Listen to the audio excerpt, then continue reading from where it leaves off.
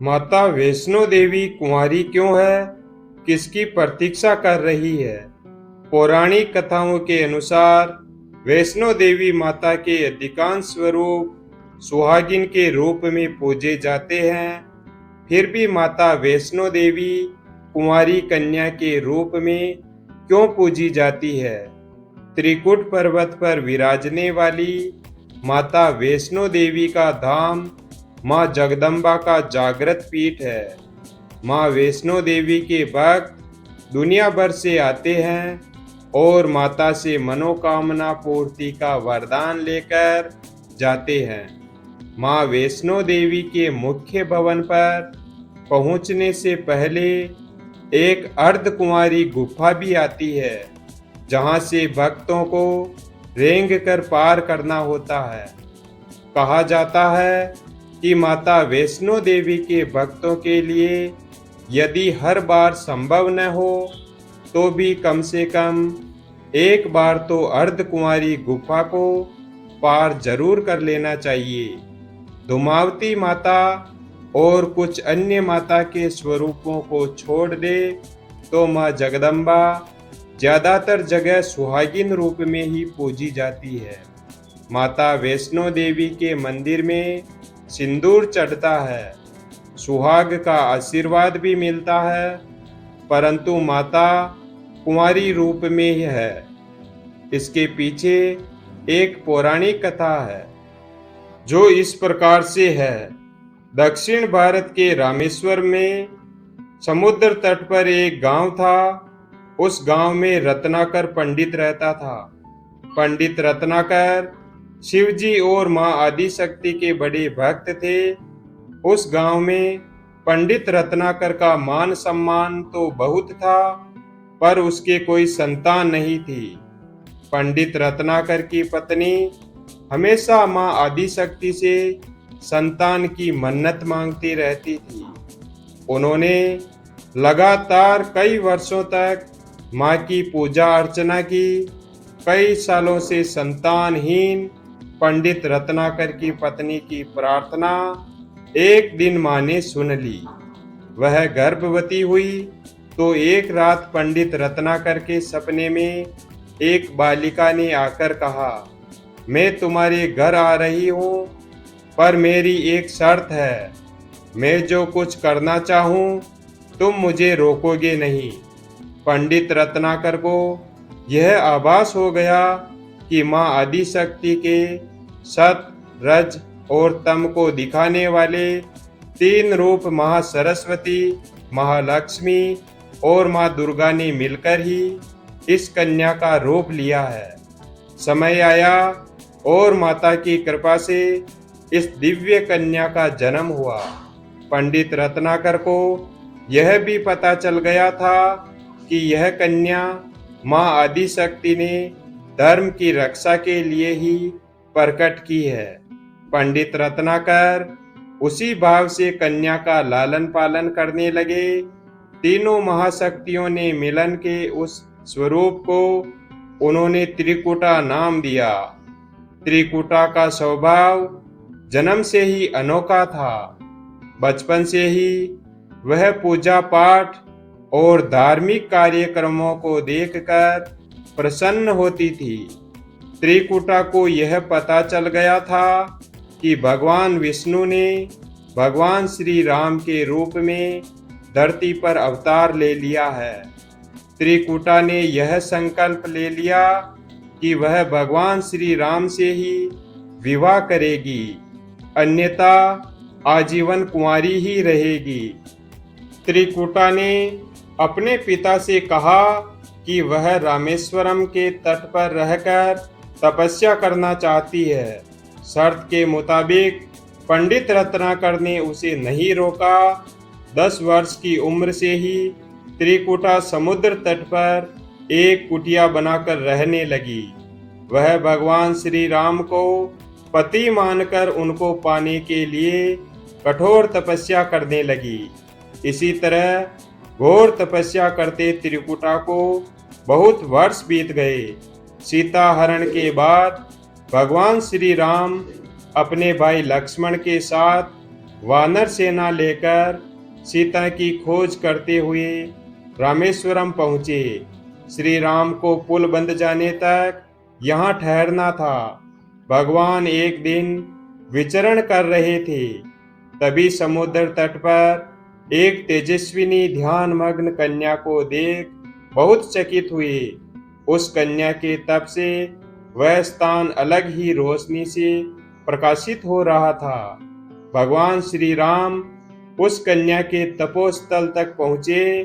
प्रभु ने उस कन्या से पूछा, तुम कौन हो देवी, और इतनी कम उम्र में इतना कठोर तप क्यों कर रही हो?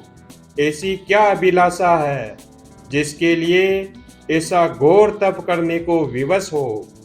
उस कन्या ने भगवान को नम्रता पूर्वक प्रणाम करके अपना परिचय पंडित रत्नाकर की पुत्री त्रिकुटा के रूप में दिया। फिर अपनी प्रतिज्ञा बताई। त्रिकुटा जान गई थी कि उनके सामने साक्षात भगवान श्री राम ही खड़े हैं, इसलिए उन्होंने निवेदन किया कि आप मुझे पत्नी के रूप में स्वीकार कर लें। इस पर भगवान श्री राम ने कहा, यह संभव नहीं है। मैं एक ही पत्नी के संकल्प से बंधा हुआ हूँ। अपनी पत्नी के अपहरणकर्ता को दंड देने के लिए यहाँ तक सेना सहित आया हूँ। त्रिकुटा को यह सुनकर बड़ा दुख हुआ। त्रिकुटा ने अपने कठोर तप का वास्ता दिया और भगवान से विवाह करने की पुनः याचना की। त्रिकुटा ने कहा, प्रभु, क्या मेरा यह तप व्यर्थ गया? मेरे तप में क्या वह शक्ति नहीं है कि आपको प्राप्त कर सकूं? मेरा तप अभी कम है, तो मैं इसे और कठोर करूंगी और तब तक जारी रखूंगी जब तक मेरी अभिलाषा पूरी नहीं हो जाती। भगवान राम ने कहा, जब मैं सीता का पता लगाकर लौटूंगा तब तुम्हारे पास आऊंगा। यदि तुम मुझे पहचान लोगी तो मैं तुम्हारी इस बात पर सही निर्णय करूंगा। त्रिकुटा को इस बात से बड़ी प्रसन्नता हुई कि उनका तप सफल है। भगवान ने उन्हें वरण का एक आश्वासन दिया। अब उन्हें अपने स्वामी की परीक्षा में सफल होना है। इस प्रसन्नता के भाव से भरकर त्रिकुटा का उत्साह और बढ़ गया। त्रिकुटा ने और कठिन तपस्या करना शुरू किया। उनके तप का प्रभाव ऐसा था कि उनकी कुटिया के आसपास का पूरा क्षेत्र एक अलग ही प्रकाश से प्रकाशमान होता था।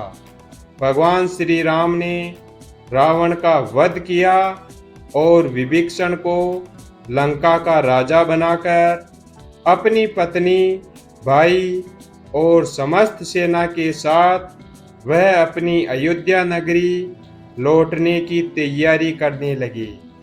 भगवान श्री राम लंका विजय के बाद पुष्पक विमान पर सवार होकर लौट रहे थे। उन्हें त्रिकुटा को दिया हुआ अपना वचन भी पूरा करना था। रामेश्वरम के तट पर पहुंचते ही भगवान ने विमान रुकवा दिया। सभी आश्चर्य में पड़ गए तो प्रभु ने उन्हें कुछ पल की प्रतीक्षा करने को कहा। उसके बाद वह अकेले ही चल पड़े। सारी सेना भगवान की आज्ञा के अनुसार वहीं ठहरकर उनकी प्रतीक्षा करने लगी। भगवान श्री राम ने एक बूढ़े ब्राह्मण का वेश धारण किया और देवी त्रिकुटा के पास पहुँचे। प्रभु उनके पास थोड़ी देर रुके, पर त्रिकुटा उन्हें पहचान न सकी। तब भगवान श्री राम अपने असली रूप में आ गए। उन्होंने त्रिकुटा से कहा, देवी, मैं आपको दिए वचन के अनुसार आपके पास आया था, परंतु आप इस परीक्षा में सफल नहीं हुई। वैसे भी इस जन्म में सीता से विवाह कर मैंने एक पत्नी व्रत का प्रण लिया है, इसलिए तुम्हारे साथ विवाह तो असंभव ही था। देवी त्रिकुटा कुछ निराश हो गई। भगवान ने उनकी मनोस्थिति समझ ली और मधुर वचन में बोले, आपको निराश होने की आवश्यकता नहीं है। तुम्हारा यह संकल्प मैं पूरा करूंगा। लेकिन इस युग में तो मैं एक ही पत्नी व्रतधारी होने के कारण विवश हूँ। लेकिन कलयुग में मैं जब कल्कि के रूप में अवतार लूंगा, तब मैं तुम्हें अपनी पत्नी के रूप में अवश्य स्वीकार करूंगा। तब तक तुम हिमालय स्थित त्रिकुट पर्वत पर जाकर तप करो और मेरे अवतार की प्रतीक्षा करो।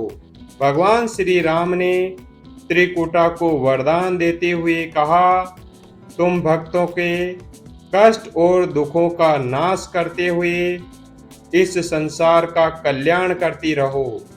श्री विष्णु का अंश होने, उनके कुल में अवतार होने तथा विष्णु पूजक होने के नाते सारा संसार तुम्हें माता वैष्णो देवी के रूप में पूजेगा। कलयुग में तुम्हारे लिए कुछ भी अदेय नहीं होगा। जो भी भक्त भक्ति भाव से तुम्हारी पूजा अर्चना करेंगे, उन्हें तुम सर्वस्व प्रदान करोगी। भगवान श्री राम यह वरदान देकर चले गए। त्रिकुटा श्री राम से मिले इस वचन से अत्यंत प्रसन्न थी। उन्होंने प्रभु के आदेशानुसार संसार के कल्याण का संकल्प लिया। त्रिकुटा उत्तरी भारत के माणिक पर्वत श्रृंखला की 3 पहाड़ों वाले त्रिकुट पर्वत पर तप के लिए आ गई। वहीं पर माता वैष्णो देवी के नाम से विराजमान है। भगवान श्री राम का वरदान होने के कारण वैष्णो देवी भक्तों की सभी मनोकामनाएं पूरी करती है। इसलिए माता का स्वरूप कुंवारी का है। त्रिकुटा भगवान श्री हरि के कल्कि अवतार की प्रतीक्षा कर रही है।